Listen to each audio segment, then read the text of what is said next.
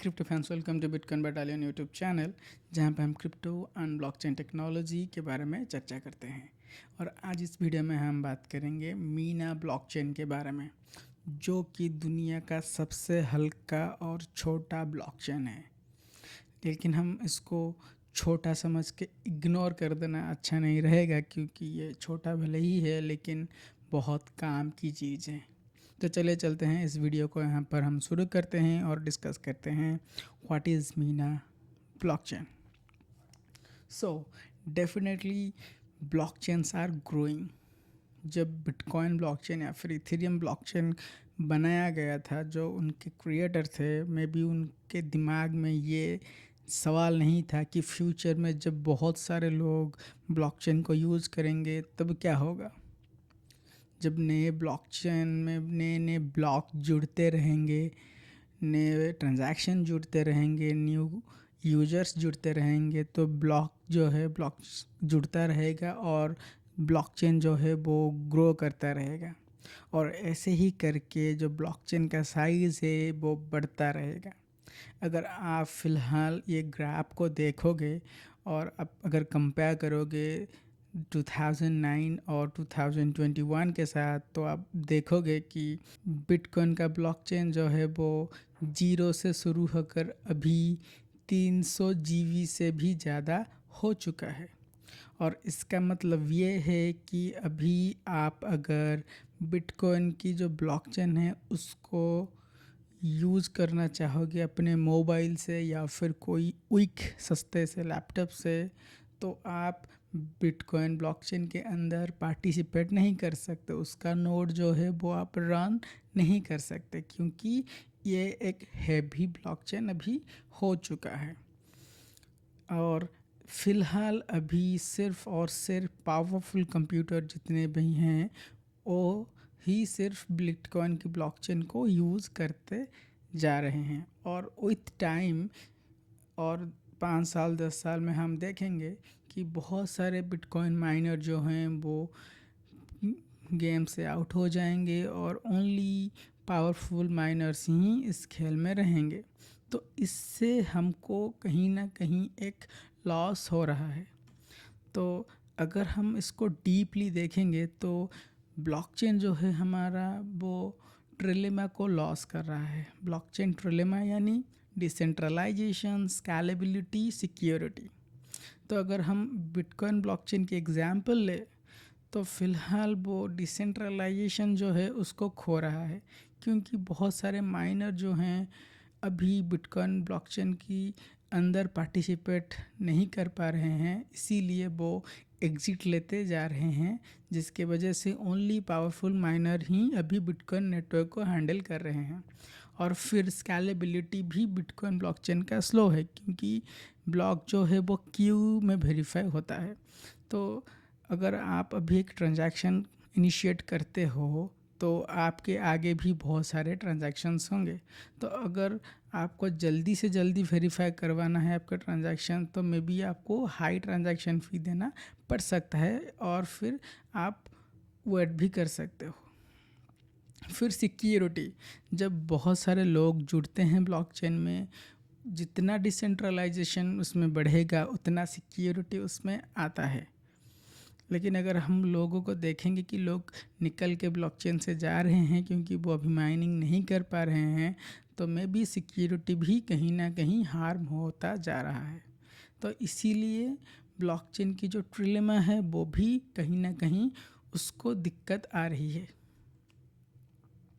तो blockchain can't interact with internet, ये एक और भी बहुत बड़ा प्रॉब्लम है। जैसे कि हमको पता है कि अगर आप इथेरियम ब्लॉकचेन के अंदर माई ईथर वॉलेट को यूज़ करते हो या फिर कोई भी अदर जो Web3 वॉलेट्स हैं उनको यूज़ करते हो, तो आप इजीली उसके अंदर लॉगिन हो सकते हो। फॉर एग्ज़ाम्पल, अगर आप यूनिस्वैप को लॉगिन करते हो तो आपको लॉगिन आईडी, पासवर्ड या फिर साइन अप करने का कोई ज़रूरत नहीं है। आप अपने मेटामास्क वॉलेट के साथ आप उसमें साइन अप कर सकते हो। जैसे कि अगर बाइनेंस के जो डेक्स है उसको अगर आप यूज़ करोगे, बाइनेंस के जो वॉलेट है उसके थ्रू आप उसमें लॉगिन कर सकते हो। वैसे ही अगर आप चाहो कि आपका जो मेटामास्क वॉलेट है उसके सहायता से आप जीमेल में लॉगिन करोगे, यूट्यूब पे लॉगिन करोगे, तो ऐसा नहीं हो सकता। सिर्फ़ और सिर्फ आप इथेरियम के इकोसिस्टम के अंदर माई ईथर वॉलेट को यूज़ करके आप लॉगिन हो सकते हो। इसका मतलब ये है कि माई ईथर वॉलेट जो है वो इंटरनेट के साथ प्रॉपरली इंटरैक्ट नहीं करता। भले ही वो इथेरियम के इकोसिस्टम के अंदर सभी एप्लीकेशन, सभी डैप्स के साथ इंटरैक्ट करता है, लेकिन इंटरनेट के साथ नहीं कर पाता। तो अभी हम देखेंगे कि मीना क्या है। मीना एक लाइटेस्ट ब्लॉकचेन है जो कि बनाया गया है कि फ्यूचर में जब सारे ब्लॉकचेन बड़े हो जाएंगे, ग्रो कर जाएंगे, तब भी मीना 22 KB का ही रहेगा, वो कभी ग्रो नहीं करेगा। और अगर आप 22 KB का देखोगे, कंपेयर करोगे उसको, तो एक ट्वीट जितना वो है, एक ट्वीट या फिर फेसबुक पे आप जो डालते हो पोस्ट, उसके साइज़ के बराबर है ये ब्लॉकचेन। तो इससे क्या होगा कि जितने लोग लाइट डिवाइस यूज करते हैं, जैसे कि मोबाइल, कोई सस्ता सा कंप्यूटर, कुछ भी, उसके सहायता से मीना ब्लॉकचेन में लॉगिन कर सकते हैं या फिर मीना का जो नोड है वो अपने डिवाइस में रन करवा सकते हैं। तो चलिए जानते हैं कि ये जो मीना ब्लॉकचेन अपना जो लाइटेस्ट ब्लॉकचेन बना रहा है वो कैसे संभव होता है। तो मीना जीके स्नार्क टेक्नोलॉजी का यूज़ करके अपना जो लाइटेस्ट ब्लॉकचेन है उसको डिज़ाइन किया गया है। तो अगर आप पूछोगे कि जीके स्नैक्स क्या है, तो ये zero knowledge and non interactive argument of knowledge, उसका फुल फॉर्म है जो। तो ये बनाया गया था एक पर्पस के लिए, जो है कि ये आपका जो डेटा है या फिर आइडेंटिटी है उसको हाइड करके उसका प्रूफ देगा। फॉर एग्ज़ाम्पल, मैं अगर आपको बोलूं कि मैं जीके स्नार्क हूँ, आप मेरे को अपना नाम, पता, मोबाइल नंबर सब बताओ। आपने मेरे को बता दिया, फिर मैं क्या करूँगा, मैं जाऊँगा बाहर या फिर इंटरनेट के पास और इंटरनेट को बोलूँगा कि भाई एक अकाउंट मेरे लिए बना। तो इंटरनेट मेरे को पूछेगा कि किसका अकाउंट बनाना है, मैं बोलूँगा कि ये भाई साहब का अकाउंट बनाना है। फिर वो बोलेगा कि अच्छा उसका नाम क्या है, तो मैं बताऊंगा कि हाँ उसका नाम है, लेकिन उसका नाम क्या है ये मैं नहीं बता सकता, या फिर ये मैं नहीं बताऊंगा। फिर वो पूछेगा ओके ठीक है, फिर उसका ईमेल क्या है, मैं बोलूँगा कि उसका ईमेल है, लेकिन उसका ईमेल एड्रेस क्या है मैं आपके साथ शेयर नहीं कर सकता। फिर वो पूछेगा ओके ठीक है, फिर वो बोलेगा कि उसका डेट ऑफ बर्थ क्या है, फिर मैं बोलूँगा हाँ उसका डेट ऑफ बर्थ है, लेकिन क्या है मैं नहीं बोल सकता। तो इस तरह से क्या होगा कि जीके स्नैक जो है वो वेरीफाई करेगा कि हाँ असल में ये बंदा रियल है, लेकिन आपका डाटा जो है उसको एक्सक्लोज नहीं करेगा। तो इससे क्या होगा, मीना ब्लॉकचेन के अंदर वो जितने भी ब्लॉक्स है उनको वेरीफाई करके उनका जो एंड में रिजल्ट है उसको एक सर्टिफिकेट के साथ रिप्लेस कर देगा। फॉर एग्जांपल 1 to 10 ये सारे ब्लॉकचेन जब वेरीफाई हो जाएंगे सारे ब्लॉक्स, फिर उनको एक सर्टिफिकेट मिलेगा।